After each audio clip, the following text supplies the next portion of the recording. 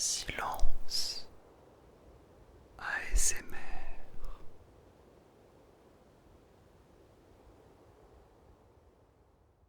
Bonsoir à tous, bonsoir à toutes.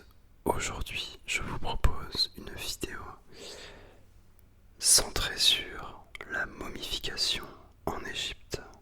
C'est un thème que je vous avais promis.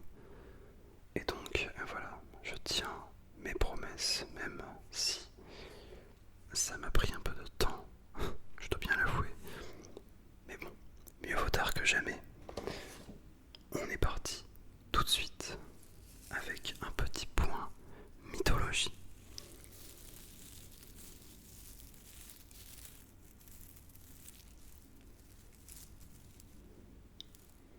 On dirait que le temps se gâte un peu. Je sais pas si vous pouvez l'entendre. Bref. Alors, on commence avec Isis. Isis, c'est une déesse magicienne et elle serait à l'origine de la toute première momie de l'histoire. Dans les croyances, on va dire, du peuple égyptien. Mais dans les faits, la plupart des momies que l'on connaît ont été retrouvées dans des tombes non pillées. Ces momies étaient pour la plupart d'entre elles des prêtres ou des pharaons, donc des gens soit de l'ordre religieux, soit des gens importants dans les dynasties. Alors, chose que vous ne savez peut-être pas en revanche, c'est qu'il y a eu deux sortes de momies. Il y a eu les momies dites naturelles, puis ensuite, dans l'histoire, les vraies momies, telles qu'on les connaît en fait. Et donc on va commencer avec les momies dites naturelles. Finalement, comment sont nées, comment est apparu le terme momie? Eh bien, à l'origine, il faut savoir que les corps des personnes décédées étaient enterrés dans le désert, en position fétale. Donc c'est la position fétale, c'est la position finalement du nourrisson dans le ventre de sa mère. La mort amène à renaître, ça c'est un fondement hyper important chez les Égyptiens. La vie et la mort sont liées finalement. Il n'y a aucune rupture entre les deux, c'est simplement un passage entre une enveloppe charnelle et l'au-delà, on va dire. Ensuite, le corps, en plus d'être dans une position fétale, était enroulé dans une peau animale. Et peut-être que vous commencez à voir ce qui va arriver, mais c'est que l'aridité du désert, donc la sécheresse extrême, vient absorber toute l'humidité du corps, ce qui provoque l'arrêt immédiat du processus de putréfaction du corps. Je ne vais pas rentrer dans les détails, je crois que tu as compris. Et c'est ça en fait qui a créé les premières momies naturelles. Le processus d'aridité a extrait toute la matière liquide du corps et donc à la fin, il y a une conservation qui est dite parfaite. Et d'ailleurs, les Égyptiens vont rapidement observer que les corps sont intacts même après la mort. Mais cependant, vous vous doutez bien qu'ils ne se doutent pas que c'est dû à la aridité du désert. Donc, évidemment, eux prennent ça pour argent comptant, ils se disent, eh bien, le corps ne pourrit pas. Et donc, la première idée qui leur vient à l'esprit, c'est de protéger ces corps. Et donc ils vont les déplacer et les mettre à l'abri dans des pyramides par exemple. Mais du coup,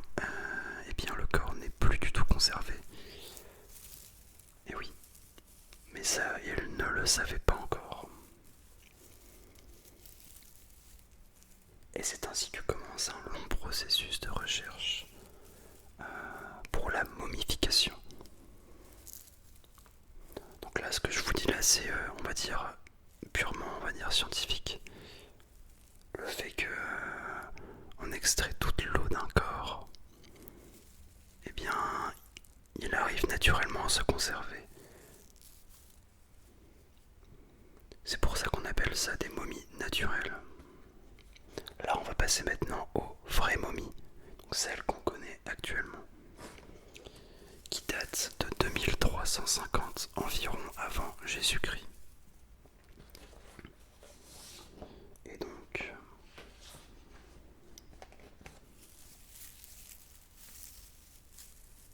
là, je vais vous parler un petit peu de tout ce qui est processus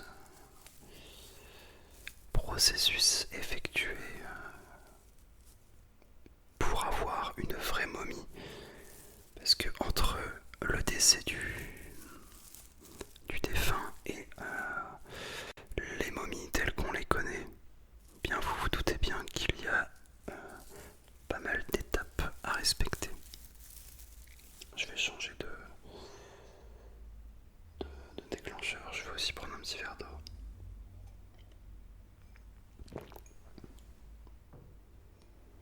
Hop, on va prendre ce petit verre. Un petit son tout léger d'ailleurs. C'est pas mal.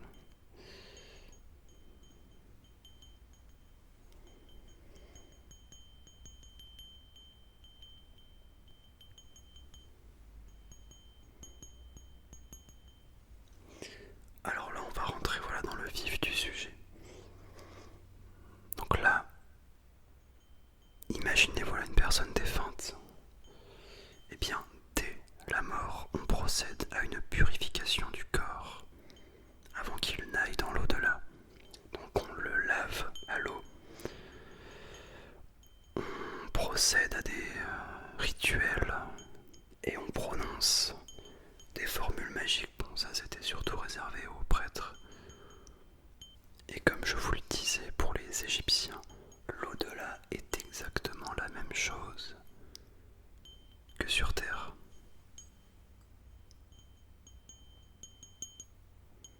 C'est pour ça d'ailleurs que dans les tombeaux, eh bien les gens amenaient des victuailles, amenaient de la nourriture et bien même des richesses pour que la personne défunte puisse les transporter avec elle dans l'au-delà.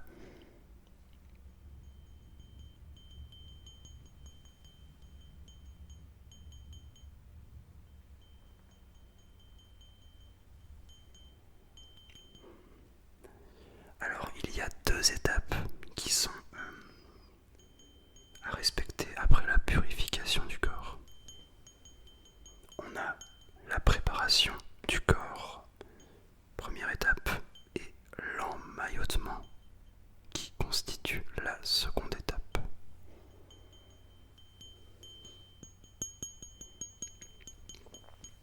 Là je vais commencer par la première étape, donc la préparation du corps. C'est là où ça peut choquer certaines personnes, voilà. Je le dis. C'est pas non plus hardcore, hein, mais âme sensible, s'abstenir. Donc avant toute chose, la personne défunte est lavée, elle est épilée et elle est allongée sur une table d'embaumement légèrement inclinée pour récupérer le sang. Vous comprendrez pourquoi.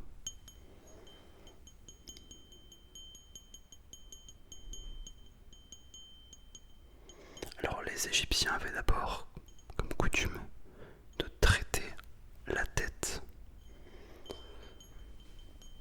Et pour cela, à l'aide d'un fer recourbé, ils procédaient en fait à l'extraction du cerveau par les narines. Ça peut paraître voilà, choquant, mais c'est bien comme ça qu'ils le faisaient.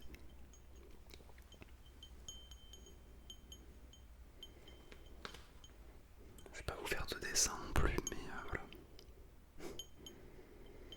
Et en fait, ensuite, ensuite, une fois que le cerveau était extrait, eh bien, il remplaçait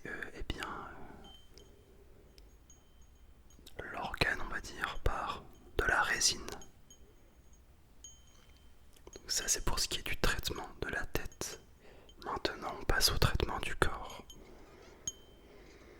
Généralement, les Égyptiens procédaient à une incision sur le flanc gauche pour enlever tout ce qui est organes, intestins, etc. Cependant, ils prenaient garde à bien laisser le cœur.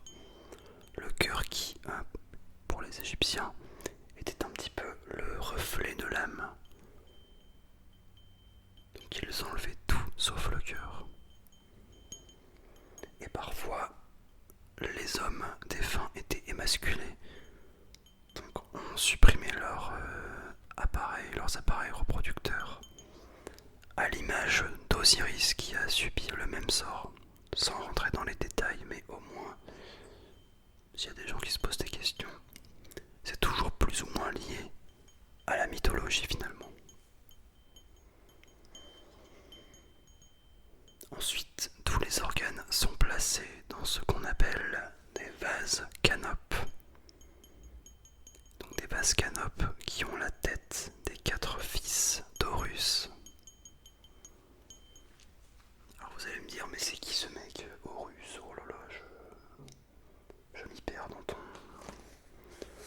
ton explication. Eh bien, très simplement, Horus, eh bien c'est un fils qu'ont eu Isis et Osiris dans la mythologie. Voilà. On va pas rentrer dans les détails. Je pourrais vous faire des pages dessus, mais là on est centré sur la momification. Je vous donne le pourquoi du comment. Mais au moins vous avez une explication quant au dessin, quant au visage sur les vases canopes. Voilà. Bon, ça, je sais pas ce que c'est, on dirait un verre, mais c'est creux des 2 côtés, donc je ne sais pas ce que c'est. C'est pas une jumelle non plus, hein, je pense que c'est compliqué. Bref, je m'égare. Donc une fois que les organes sont enlevés et placés dans les vases canopes, on remplit le corps du défunt de sachets de natron. Alors le natron, c'est un autre terme un petit peu ancien pour désigner du sel. Donc on remplit finalement le corps de sel pour assurer le dessèchement, puisque année en année, les Égyptiens ont compris que c'était bien ce phénomène qui provoquait le dessèchement du corps. Donc une fois cela fait, on recoue au niveau de l'incision et on pose une plaque d'or. Donc je viens de vous parler de la première étape qui était la préparation du corps. Maintenant nous allons passer à la seconde qui est l'emmaillotement. Alors le but de cette étape, c'est d'empêcher l'enveloppe charnelle de se corrompre dans l'au-delà, car, je le rappelle, mais sur Terre et sur l'au-delà, c'est exactement la même chose chez les Égyptiens. Et donc, la mort, ce n'est qu'un transit finalement. Et donc le corps se doit d'être présentable. Et donc le corps justement est placé dans une cuve remplie de sel pendant environ 70 jours, qui va complètement l'assécher.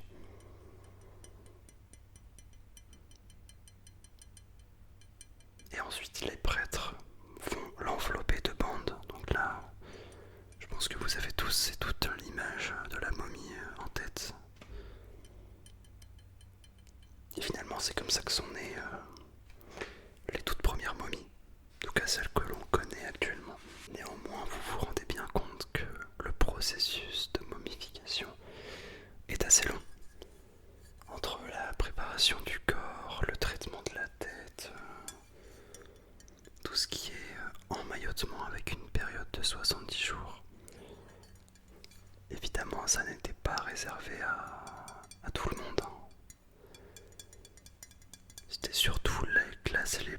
plus aisés, donc les pharaons, les prêtres, les fils de pharaons, les épouses, qui pouvaient se permettre ce genre de privilège.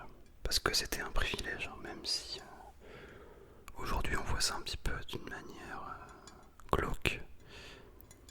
Mais à l'époque c'était un vrai privilège de pouvoir bénéficier on va dire de ce service. Bon, en tout cas, j'espère que vous en aurez appris des vertes et des pas mûres aujourd'hui. Je trouve ça sympa d'apprendre tout en se relaxant. Donc voilà, n'hésitez pas à me dire ce que vous en avez pensé.